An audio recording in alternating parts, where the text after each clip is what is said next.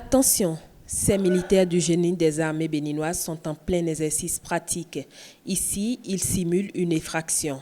Nos hommes sont très à l'aise dans la présentation des scénarios qui ont été faits. Et il y a un intérêt particulier, je dirais, que les hommes accordent à la formation. Et avec l'expertise des instructeurs, cela motive davantage parce que ils ont besoin du savoir pour pouvoir effectivement remplir la mission. Pendant 2 semaines, ils ont été formés sur les règles basiques de déminage, les combats en zone urbaine et le secourisme au combat.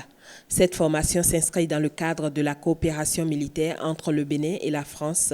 L'objectif est de renforcer l'outil de défense des pays de la CEDEAO, partenaire militaire de la France. Actuellement, on fait un détachement d'instruction opérationnelle au profit du génie béninois. Et je peux dire que je suis très satisfait des stagiaires et de l'encadrement, puisqu'on a pu observer vraiment beaucoup de bonne volonté et d'excellents progrès entre le début et la fin du stage. Le génie militaire, ce n'est pas que les constructions, mais avant tout, nous sommes une arme. Donc, comme le dit notre devise, souvent construire, parfois détruire pour servir.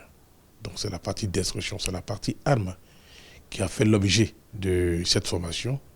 Et je suis plus que satisfait parce que j'ai vu que mes éléments sont bien aguerris et qu'on peut aussi compter sur le génie du point de vue participation aux opérations de combat.